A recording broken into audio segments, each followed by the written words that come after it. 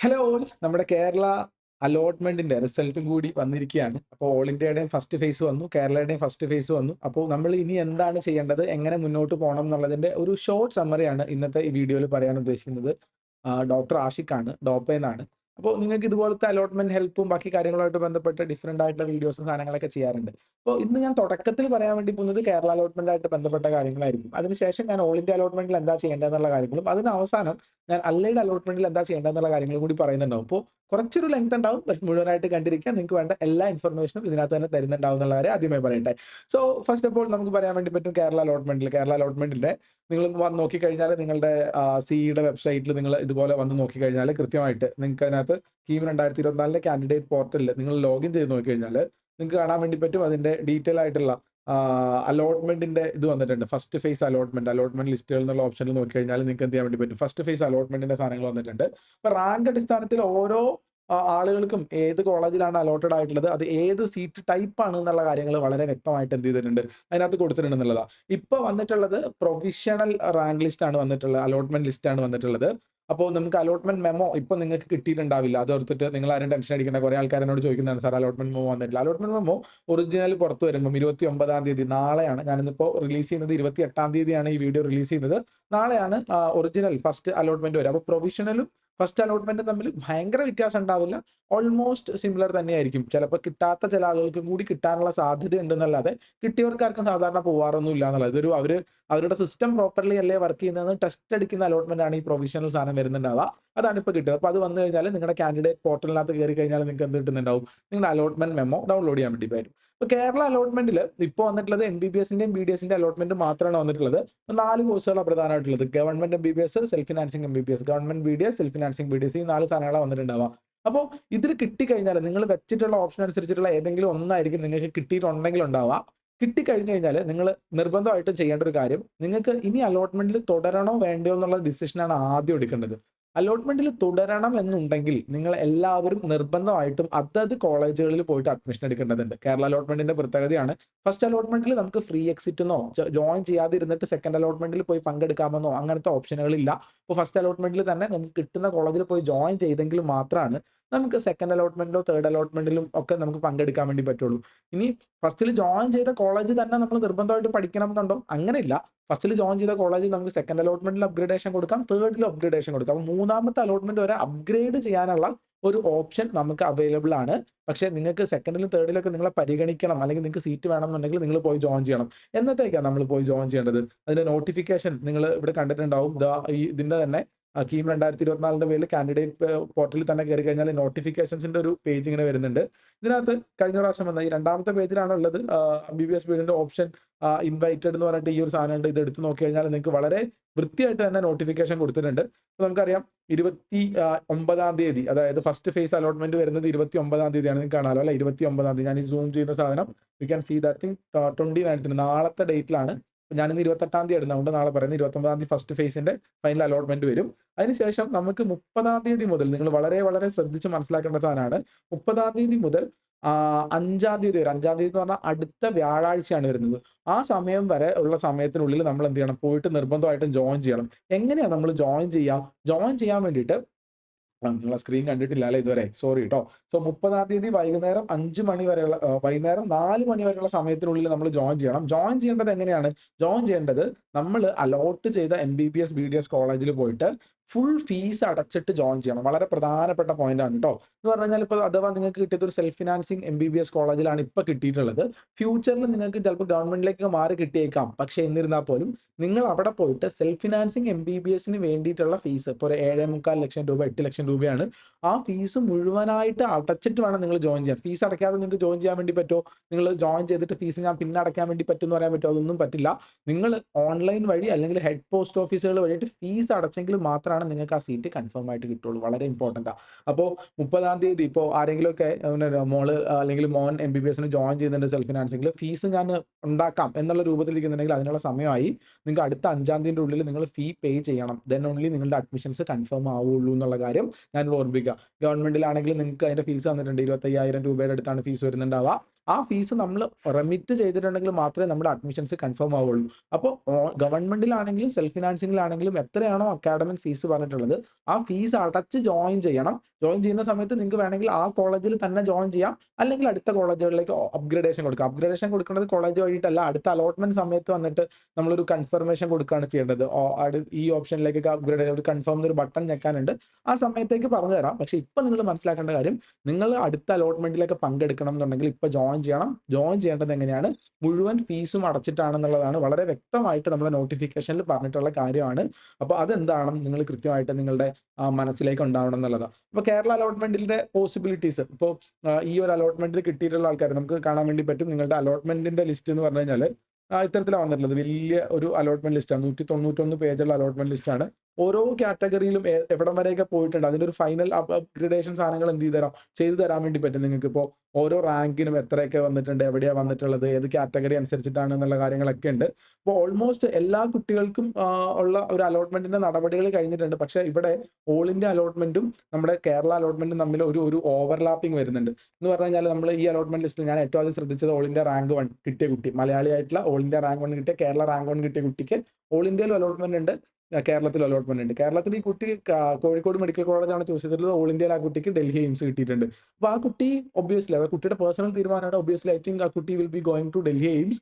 അപ്പോൾ ഈ പറയുന്ന കോഴിക്കോട് മെഡിക്കൽ കോളേജിലെ ഒരു സ്റ്റേറ്റ് മെറിറ്റ് റാങ്ക് കുറഞ്ഞില്ലേ, അപ്പോൾ അത് അടുത്ത റൗണ്ടുകളിലേക്ക് നമുക്ക് ഓപ്പൺ ആയിട്ട് വരുന്നുണ്ടാവും എന്നുള്ള ഒരു കാര്യമാണ് പറയാനുള്ളത്. സോ ബേസിക്കലി അടുത്ത റൗണ്ടിലേക്ക് ആകുമ്പോഴത്തേക്കും സെക്കൻഡ് റൗണ്ട് ഓൾ ഇന്ത്യ ആണ് ഇനി വരാനുള്ളത്. അത് കഴിഞ്ഞിട്ട് സെക്കൻഡ് റൗണ്ട് കേരള, അതിലേക്ക് ഒരുപാട് സീറ്റുകൾ പുതുതായിട്ട് ഓപ്പൺ ആയിട്ട് വരും. അപ്പോൾ ഈ റൗണ്ടിൽ ആർക്കെങ്കിലും ഒക്കെ അലോട്ട്മെന്റ് കിട്ടിയിട്ടില്ല എന്നുണ്ടെങ്കിൽ അത് കിട്ടാനും, അതുപോലെ ഈ തവണ കിട്ടിയ സീറ്റുകൾ, ഒരുപാട് സീറ്റുകൾ അപ്ഗ്രേഡ് ആവാനുള്ള വലിയ സാധ്യതകൾ സെക്കൻഡ് റൗണ്ടിലേക്ക് ഉണ്ട്. അപ്പോൾ സെക്കൻഡ് റൗണ്ടിലേക്ക് അപ്ഗ്രേഡ് ആവില്ലേ സാറേ എന്ന് ചോദിച്ചു കഴിഞ്ഞാൽ സെക്കൻഡ് റൗണ്ടിൽ അപ്ഗ്രേഡ് ആവാനാണ് കൂടുതൽ സാധ്യതയുള്ളത്. അതുപോലെ തന്നെ ഓൾ ഇന്ത്യ അലോട്ട്മെന്റിനെ പറ്റി പറയുകയാണെങ്കിൽ ഇപ്പോൾ ഓൾ ഇന്ത്യയിൽ 15,000 16,000 ഒക്കെ ഓൾ ഇന്ത്യ റാങ്കുള്ള ആളുകൾക്ക് കിട്ടാത്ത ആളുകളുണ്ട്. നിങ്ങൾക്ക് ഉറപ്പായിട്ടും സെക്കൻഡ് അലോട്ട്മെന്റിൽ കിട്ടും. ടെൻഷൻ അടിക്കേണ്ട. ഒരു 20,000 വരെയൊക്കെയുള്ള ആളുകൾക്കൊക്കെ സെക്കൻഡ് അലോട്ട്മെന്റിൽ അലോട്ടഡ് ആവാനുള്ള എല്ലാവിധ പോസിബിലിറ്റീസും ഉണ്ട്. കാരണം എന്താണെന്ന് വെച്ചാൽ സ്റ്റേറ്റിന്റെ ഫസ്റ്റ് അലോട്ട്മെന്റ് കഴിയുമ്പോൾ ഒരുപാട് ആളുകൾ സ്റ്റേറ്റ് അലോട്ട്മെന്റിലേക്ക് മാറിപ്പോകുന്നുണ്ടാവും. ഓൾ ഇന്ത്യ വഴി മഞ്ചേരി കിട്ടിയ ആൾ ഒരിക്കലും ഓൾ ഇന്ത്യ വഴി മഞ്ചേരി എടുക്കാൻ വേണ്ടി പോകുന്നില്ല. ഓൾ ഇന്ത്യ വഴി മഞ്ചേരി കിട്ടിയ ആൾക്ക് സ്റ്റേറ്റ് വഴി തൃശ്ശൂരോ ആലപ്പുഴയിലോ കോട്ടയത്തേക്കൊക്കെ പോകാനുള്ള പോസിബിലിറ്റി ഉള്ളതുകൊണ്ട് ആളുകൾ അങ്ങോട്ട് മാറുന്നുണ്ടാവും. അപ്പോൾ അതിന് സെക്കൻഡിലേക്ക് സാധ്യതകൾ കൂടുതൽ. അപ്പോൾ ആ സെക്കൻഡിന്റെ സാധ്യതകൾ എനിക്ക് തോന്നുന്നത് മറ്റൊരു വീഡിയോയിൽ ഡീറ്റെയിൽ ആയിട്ട് നമുക്ക് ഡിസ്കസ് ചെയ്യാം എന്നുള്ളതാണ് പറയാനുള്ള കാര്യം. അപ്പോൾ ഇപ്പൊ അലോട്ട്മെന്റ് വന്നിരിക്കുന്ന അടുത്ത സ്റ്റേജിൽ നമുക്ക് ചെയ്യാനുള്ള കാര്യം, കേരളത്തിൽ അലോട്ട്മെന്റ് വേണ്ട ഒരാളാണ്, കേരളത്തിൽ സീറ്റ് വേണ്ട ഒരാളാണെങ്കിൽ നിർബന്ധമായിട്ടും അടുത്ത 5-ാം തീയതിക്കുള്ളിൽ ഫീസ് അടച്ച് ജോയിൻ ചെയ്യുക എന്നുള്ളതാണ് കാര്യം. ഈ ജോയിൻ ചെയ്യാൻ വേണ്ടി പോകുമ്പോൾ എന്തെല്ലാം സർട്ടിഫിക്കറ്റുകളാണ് നിങ്ങൾ കൊണ്ടുപോകേണ്ടത്? സാധാരണഗതിയിൽ ചോദിക്കുന്ന കാര്യമാണ്. നിങ്ങൾ കൊണ്ടുപോകേണ്ട സർട്ടിഫിക്കറ്റുകൾ എന്ന് പറഞ്ഞു കഴിഞ്ഞാൽ, ഒന്ന് നിങ്ങളുടെ +2 ബേസ് ചെയ്തിട്ടുള്ള സർട്ടിഫിക്കറ്റ്, നമ്മുടെ എഡ്യൂക്കേഷണൽ ക്വാളിഫിക്കേഷൻ, 10ാം ക്ലാസ്സിലെ സർട്ടിഫിക്കറ്റ്, +2ന്റെ സർട്ടിഫിക്കറ്റ്, ഈ 2 സാധനങ്ങൾ കൊണ്ടുപോകണം. നീറ്റ് ബേസ് ചെയ്തിട്ട് 3 സാധനങ്ങളാണുള്ളത്. നീറ്റിന്റെ സ്കോർ കാർഡ്, നീറ്റിന്റെ ഹാൾ ടിക്കറ്റ്, അതുപോലെ തന്നെ നീറ്റിന്റെ നിങ്ങൾക്ക് ഇപ്പോൾ കിട്ടുന്ന അലോട്ട്മെന്റ് മെമ്മോ. അപ്പോൾ നീറ്റിന്റെ സ്കോർ കാർഡ് നിങ്ങൾ എലിജിബിൾ ആണെന്ന് അറിയാൻ വേണ്ടിയിട്ടാണ്. ഹാൾ ടിക്കറ്റ് നിങ്ങളുടെ ഒരു ID പ്രൂഫ് ആയിട്ടാണ് അവർ വിചാരിക്കുന്നത്. ആൻഡ് അടുത്ത കാര്യം എന്ന് പറഞ്ഞാൽ നിങ്ങളുടെ ഇപ്പോൾ കിട്ടുന്ന അലോട്ട്മെന്റ് മെമ്മോ, കേരളയുടെ അലോട്ട്മെന്റ് മെമ്മോ ഇതുവരെ പുറത്ത് വന്നിട്ടില്ല. പക്ഷേ അലോട്ട്മെന്റ് മെമ്മോ 29ാം തീയതി അതിന്റെ ഒറിജിനൽ അലോട്ട്മെന്റ് വരുമ്പോൾ നിങ്ങളുടെ കാൻഡിഡേറ്റ് പോർട്ടലിൽ നിന്ന് നിങ്ങൾക്ക് എന്ത് ചെയ്യാൻ വേണ്ടി പറ്റും, ഡൗൺലോഡ് ചെയ്തെടുക്കാൻ വേണ്ടി പറ്റും. അത് കൊണ്ടുപോകണം. അപ്പോൾ 10ാം ക്ലാസ് സർട്ടിഫിക്കറ്റ്, +2 സർട്ടിഫിക്കറ്റ്, ഈ സാധനങ്ങൾ, ഇത്രയും സാധനങ്ങൾ നിങ്ങൾ നിർബന്ധമായിട്ട് നിങ്ങൾ എന്ത് ചെയ്യാൻ കൊണ്ടുപോകാനുണ്ട്. അതിനൊപ്പം തന്നെ വാക്സിനേഷൻ സർട്ടിഫിക്കറ്റും ഫിറ്റ്നസ് സർട്ടിഫിക്കറ്റും, ഇത് രണ്ടും ഒരു ഗവൺമെന്റ് ഡോക്ടറെ സൈഡിൽ നിന്ന് സൈൻ ചെയ്തിട്ടാണ് നമ്മൾ വാങ്ങുക. ഫസ്റ്റ് ഡോസ് വാക്സിൻ എടുത്തതിന് ശേഷം നമുക്ക് സൈൻ ചെയ്ത് വാങ്ങാൻ വേണ്ടി പറ്റുന്നുണ്ടാവും. അത് ചെയ്യാൻ വേണ്ടി പറ്റും.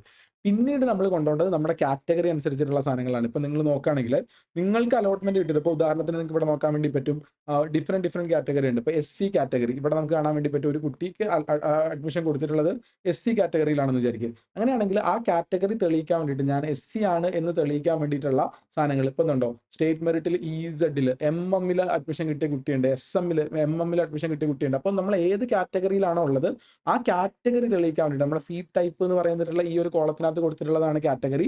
ആ കാറ്റഗറിയിലാണ് നമ്മളിന്ന് തെളിയിക്കാനുള്ള കാറ്റഗറി സർട്ടിഫിക്കറ്റ് വേണം. സ്റ്റേറ്റ് മെറിറ്റിൽ കിട്ടിയ ആൾക്കാർ അത് കൊണ്ടുപോകണമെന്നുണ്ടോ? നിർബന്ധമില്ല. കാരണം നിങ്ങൾക്ക് ഓപ്പൺ കോട്ടയിലാണ്, നിങ്ങൾക്ക് കാറ്റഗറി സർട്ടിഫിക്കറ്റ് ഇല്ലെങ്കിലും നിങ്ങൾക്ക് അലോട്ട്മെന്റ് കിട്ടും.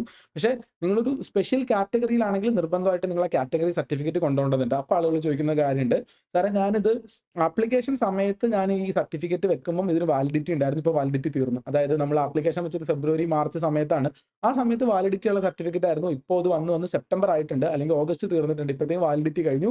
പേടിക്കാനില്ല. നിങ്ങൾ അന്ന് അവിടെ അപ്ലോഡ് ചെയ്ത സർട്ടിഫിക്കറ്റ് കൊണ്ടുപോയാൽ മതി. പുതുതായിട്ട് അതിന്റെ വാലിഡിറ്റി പുതുക്കിയെടുക്കണമെന്ന് നിർബന്ധമൊന്നുമില്ല. ഇനി അഥവാ അത് ഞാൻ അറിയുന്ന എല്ലാ കോളേജിലെയും കഥകളാണ് പറയുന്നത്. ഇനിയിപ്പോൾ അഥവാ ആരെങ്കിലും പുതുക്കിയെടുക്കണം എന്ന് പറഞ്ഞു കഴിഞ്ഞാൽ പുതുക്കിയിട്ട് കൊടുത്താൽ മതി. വലിയ പ്രശ്നമുള്ള കാര്യമല്ല. അപ്പോൾ അഡ്മിഷന് പോകുന്ന സമയത്ത് ഇത് പുതുക്കിയ സാധനം തന്നെ വേണം, അപ്പോൾ വാലിഡ് ആയിരിക്കണം, അങ്ങനെയൊന്നുമില്ല. എന്ന് വെച്ചാൽ നമ്മൾ ഒരാളൊരു OBC നോൺ ക്രീമി ലെയർ ഉള്ള ആളാണ്, 2 മാസം കൊണ്ട് OBC നോൺ ക്രീമി ലെയർ മാറില്ല എന്നുള്ള കാര്യം നമുക്കറിയാം. നമ്മുടെ SC എന്ന് പറയുന്ന സാധനം അത് ഓൾമോസ്റ്റ് നമ്മളിങ്ങനെ ജന്മം കൊണ്ടാണ് നമ്മൾ അങ്ങനെ എന്ത് പറയുന്നുണ്ടാവുക, അല്ലെങ്കിൽ എന്താ പറയുക, നമ്മൾ അങ്ങനെ തന്നെയുള്ള ആൾക്കാരാണ്. അത് ഇങ്ങനെ കാറ്റഗറി അങ്ങോട്ടും ഇങ്ങോട്ടും മാറുന്ന സാധനമൊന്നുമല്ല. അപ്പോൾ ഒരു സർട്ടിഫിക്കറ്റ് വെച്ച് കഴിഞ്ഞാൽ അത് നീറ്റ് ആപ്ലിക്കേഷന്റെ സമയത്ത് അല്ലെങ്കിൽ സ്കീമിന്റെ ആപ്ലിക്കേഷൻ സമയത്ത് ഉണ്ടായിരുന്ന ഒരു സാധനമാണെങ്കിൽ അത് വാലിഡ് ആണ് എന്ന് തന്നെയാണ് എനിക്ക് പറയാനുള്ള ഒരു കാര്യം. പിന്നെ വാക്സിനേഷൻ സർട്ടിഫിക്കറ്റ് ആരും പറഞ്ഞു. പിന്നെ അതത് കോളേജിന് അതിൻ്റെതായിട്ടുള്ള കുറച്ച് കാര്യങ്ങളാണ്. ഇത്ര ഫോട്ടോ വേണം, ഇത്ര ബോണ്ട് പേപ്പറുകൾ, അതായത് എഴുതാൻ വേണ്ടിയുള്ള സാധനങ്ങൾ, നമ്മൾ ബോണ്ട് ചെയ്യാനുള്ള പേപ്പറുകൾ വേണം, അങ്ങനത്തെ കാര്യങ്ങളുണ്ടാവും. അത് മിക്കവാറും ഒക്കെ കോളേജുകളിൽ നിന്നാണ് അറിയിപ്പ് കൊടുക്കുക. ഞാൻ പഠിച്ചത് കോഴിക്കോട് മെഡിക്കൽ കോളേജിലാണ്. അപ്പോൾ ഞാൻ അവിടെ അഡ്മിഷൻ എടുക്കാൻ പോയ സമയത്തും അതുപോലെ തന്നെ തൊട്ടടുത്ത വർഷങ്ങളിൽ അവിടെ വരുന്ന കുട്ടികൾക്കുള്ള അഡ്മിഷന്റെ ഹെൽപ്പ് ഡെസ്കിലൊക്കെ ഞാൻ മെമ്പറായിരുന്നു. ഞാനൊരു ആക്റ്റീവ് യൂണിയൻ മെമ്പറൊക്കെ ആയിരുന്നു ആ കോളേജിൽ പഠിക്കുന്ന സമയത്ത്. അപ്പോൾ അവിടെ നിന്നിട്ട് ഞാൻ അതിൻ്റെയൊക്കെ പാർട്ടായിട്ട് വർക്ക് ചെയ്ത സമയത്തൊക്കെ നമ്മുടെ കോളേജിൽ ഓഫീസിൽ നിന്ന് അവരൊരു സ്ലോട്ട് കൊടുക്കും അഡ്മിഷൻ എടുക്കാൻ വേണ്ടിയിട്ട്. എന്ന് പറഞ്ഞാൽ ആദ്യത്തെ 100 റാങ്കുകൾ വരാൻ വേണ്ടിയിട്ട് ഒരു ദിവസം, പിന്നത്തെ 100 റാങ്കുകാർ വരാൻ വേണ്ടി ഒരു ദിവസം, പിന്നത്തെ 100 റാങ്ക് വരാൻ വേണ്ടി ഒരു ദിവസം, സ്പെഷ്യൽ കാറ്റഗറികൾ വരാൻ വേണ്ടി ഒരു ദിവസം എന്നുള്ള രൂപത്തിൽ 3-4 ദിവസത്തേക്ക് സ്ലോട്ട് കൊടുക്കും. കാരണം എന്താ വെച്ചാൽ ഇപ്പോൾ കോഴിക്കോട് എന്നല്ല, ഏത് മെഡിക്കൽ അഡ്മിഷൻ കിട്ടിയ ഒരു സന്തോഷത്തിൽ ഫസ്റ്റ് ഡേ തന്നെ 30-ാം തീയതി തന്നെ എല്ലാവരും കൂടി വന്നു കഴിഞ്ഞാൽ നമുക്ക് അവിടെ അഡ്മിഷൻ കൊടുക്കാൻ ബുദ്ധിമുട്ടാവും എന്നുള്ളത് കൊണ്ടാണ് സ്ലോട്ട് കൊടുക്കുന്നുണ്ടാവുക. അപ്പോൾ അതൊക്കെ നമ്മുടെ കോളേജിൽ നിന്ന്, കോഴിക്കോട് മെഡിക്കൽ കോളേജിൽ നിന്നൊക്കെ അന്നത്തെ കാലത്ത് വിളിച്ചറിയിക്കാനും ബാക്കി കാര്യങ്ങൾ ഒരു നോട്ടീസ് വരാനൊക്കെ സാധ്യത ഉണ്ടായിരുന്നു. അതുപോലെ തന്നെ മിക്കവാറും എല്ലാ കോളേജുകളിൽ നിന്നും നിങ്ങൾക്ക് കോളേജിൻ്റെതായിട്ടൊരു ഇൻഫർമേഷൻ കിട്ടും എന്നുള്ളതാണ്. അപ്പോൾ ആ ഇൻഫർമേഷൻ കിട്ടുന്നതിനനുസരിച്ചിട്ട് നിങ്ങൾ എന്ത് ചെയ്താൽ മതി, പോയി അഡ്മിഷൻ എടുത്താൽ മതി എന്നുള്ളതാണ്. ആൻഡ് വേറൊരു പ്രധാനപ്പെട്ട ഡൗട്ടാണ്, ഇപ്പൊ കിട്ടിയത് BDS ആണ്, പക്ഷെ എനിക്ക് MBBS ആണ് വേണ്ടത്, ഞാൻ ജോയിൻ ചെയ്യണോ വേണ്ടയോ? നിങ്ങൾക്ക് MBBSലേക്ക് അപ്ഗ്രഡേഷൻ കിട്ടണമെങ്കിൽ നിങ്ങൾ നിർബന്ധമായിട്ടും ഇപ്പോൾ BDSന് ജോയിൻ ചെയ്യണം. കാരണം നിങ്ങൾ ഓപ്ഷൻ കൊടുത്തതനുസരിച്ചിട്ടാണ് നിങ്ങൾക്ക് BDS കിട്ടിയിട്ടുള്ളത്. ഇപ്പൊ ജോയിൻ ചെയ്തിട്ടുണ്ടെങ്കിൽ മാത്രമാണ് അപ്ഗ്രഡേഷൻ ഒരു പോസിബിലിറ്റി ഉള്ളൂ. ഇപ്പൊ നിങ്ങൾ ജോയിൻ ചെയ്തിട്ടില്ലെങ്കിൽ നിങ്ങൾക്ക് അപ്ഗ്രഡേഷൻ എന്നല്ല, നിങ്ങൾക്ക് ഇനി ഫസ്റ്റ് അലോട്ട്മെന്റ് ഇപ്പൊ കിട്ടിയ സീറ്റും കിട്ടില്ല, ഇനിയുള്ള സീറ്റുകൾ നിങ്ങളെ പരിഗണിക്കില്ല. അതുകൊണ്ട് നിങ്ങൾ നിർബന്ധമായിട്ടും ജോയിൻ ചെയ്യണം എന്നുള്ള കാര്യം. സോ കേരളനെ പറ്റിയിട്ടുള്ള അടുത്തത് എന്ത് ചെയ്യണം എന്നുള്ളതിനെ പറ്റിയിട്ട് ഒരു ധാരണ നിങ്ങൾക്ക് കിട്ടിയെന്ന് വിചാരിക്കുന്നുണ്ട്. അടുത്തതായിട്ട് നമുക്ക് പറയാനുള്ളത് ഓൾ ഇന്ത്യ സീറ്റിനെ പറ്റിയിട്ടാണ്. ഓൾ ഇന്ത്യ സീറ്റ് നമുക്ക് എല്ലാവർക്കും അറിയുന്ന കാര്യമാണ്. ഓൾ ഇന്ത്യയുടെ കൗൺസിലിംഗ് ഷെഡ്യൂൾ ഏകദേശം ഇങ്ങനത്തെ ഒരു സാധനം നമ്മൾ കണ്ടിട്ടുണ്ട്.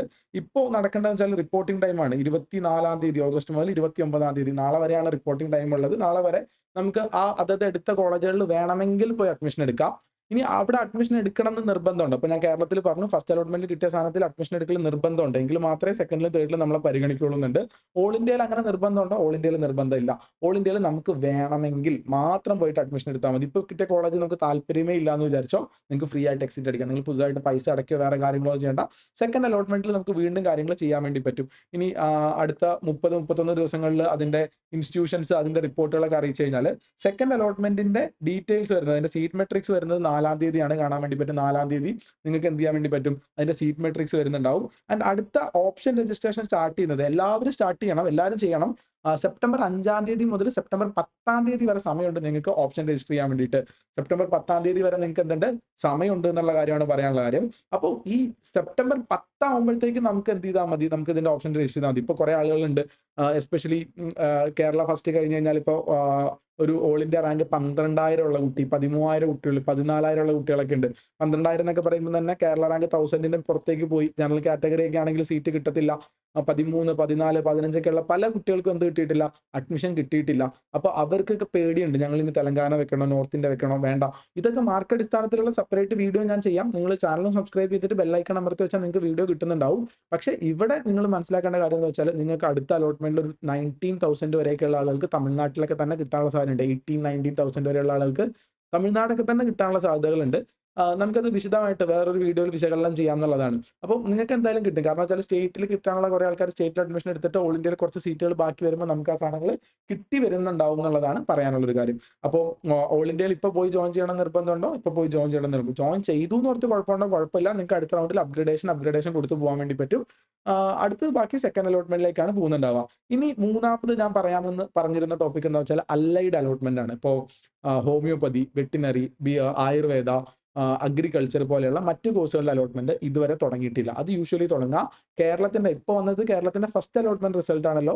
കേരളത്തിന്റെ സെക്കൻഡ് അലോട്ട്മെന്റ് റിസൾട്ട് വന്നതിന് ശേഷമാണ് കഴിഞ്ഞ വർഷമൊക്കെ അല്ലൈഡിന്റെ ഫസ്റ്റ് അലോട്ട്മെന്റ് തുടങ്ങിയിട്ടുള്ളത്. ആ സമയത്ത് സെപ്പറേറ്റ് രജിസ്റ്റർ ചെയ്തിട്ടാണ് ചെയ്യുക. നിങ്ങൾ ഇപ്പോൾ രജിസ്റ്റർ ചെയ്യേണ്ട ആവശ്യമുണ്ടോ? ഇപ്പോൾ രജിസ്റ്റർ ചെയ്യേണ്ട, വേറെ കാര്യങ്ങൾ ആവശ്യമൊന്നുമില്ല. ഒരു ഏകദേശം ഇതൊക്കെ എന്താണ്, എങ്ങനെയൊക്കെയാണ് എന്നുള്ളതിനെ പറ്റിയിട്ട് ഒരു ഏകദേശ ധാരണകളൊക്കെ നിങ്ങൾക്ക് കിട്ടിക്കാണുമെന്ന് വിചാരിക്കുന്നു. മറ്റു കാര്യങ്ങളുണ്ടെങ്കിൽ എന്തായാലും കമന്റ് ചെയ്യുക. ഞാൻ എൻ്റെ ഫോൺ നമ്പർ മുന്നുള്ള വീഡിയോകളിൽ പബ്ലിഷ് ചെയ്തിട്ടുണ്ട്. പക്ഷെ അതിനകത്ത് ഒരുപാട് കോളുകൾ എന്ന് പറഞ്ഞു കഴിഞ്ഞാൽ എനിക്കൊരു 5 മിനിറ്റിലൊക്കെ ഒരുപാട് കോൾ 2, 3 കോളുകളൊക്കെ വരാനും ഞാൻ ക്ലാസ് എടുക്കാറുണ്ട്. അപ്പോൾ അതൊക്കെ നടക്കുന്ന സമയത്ത് കോളുകൾ എടുക്കാനും ബാക്കി കാര്യങ്ങൾക്ക് ബുദ്ധിമുട്ട് വന്നിട്ടുണ്ട്. വാട്സാപ്പിൽ മെസ്സേജ് അയക്കുന്ന ആളുകൾക്ക് എസ്പെഷ്യലി ഡോപ്പ സ്റ്റുഡൻസ് ആണെങ്കിൽ എൻ്റെ റിക്വസ്റ്റ് എന്താ വെച്ചാൽ നിങ്ങൾ ഡോപ്പ ബാച്ചും ഏത് അതിലെ കോർഡിനേറ്ററിന്റെ പേരും കൂടി വെക്കുക. കാരണം ഡോപ്പ സ്റ്റുഡന്റ് ആണെങ്കിൽ ഡെഫിനറ്റ്ലി അത് എൻ്റെ കടമയാണ് നിങ്ങൾക്ക് കാര്യങ്ങൾ പറഞ്ഞു തരിക എന്നുള്ള കാര്യം. അപ്പോൾ ഡോപ്പ സ്റ്റുഡൻസിന് എക്സ്റ്റൻഡഡ് ആയിട്ടുള്ള ഫുൾ സപ്പോർട്ട് നമ്മുടെ സൈഡിൽ നമ്മൾ തരുന്നുണ്ടാവും. അല്ലാത്ത ആളുകൾ നിങ്ങൾ മെസ്സേജ് അയക്കുക, നിങ്ങൾക്ക് എന്തായാലും തരാം. ബാക്കിയുള്ള ആളുകൾ താഴെ കമന്റ് ബോക്സിൽ ഇടുകയാണെങ്കിൽ ഞാൻ ഡയറക്റ്റ്ലിയോ അല്ലെങ്കിൽ നമ്മുടെ ടീമോ ഇരുന്നിട്ട് നിങ്ങൾക്ക് എന്ത് ചെയ്ത് തരുന്നുണ്ടാവും, ഇതിന്റെ മറുപടികൾ സാധനങ്ങൾ തരുന്നുണ്ടാവും. ഡോപ്പനെ സംബന്ധിച്ചിട്ട് പറയുകയാണെങ്കിൽ ഹാപ്പി ആയിട്ടുള്ള ഒരു ദിവസമാണ് ഇന്ന്. നമ്മൾ ഒരുപാട് കുട്ടികൾ എന്താ പറയുക, കോഴിക്കോട് നിന്ന് എനിക്ക് വിളിച്ചൊരു കുട്ടിയുണ്ട് നന്ദന.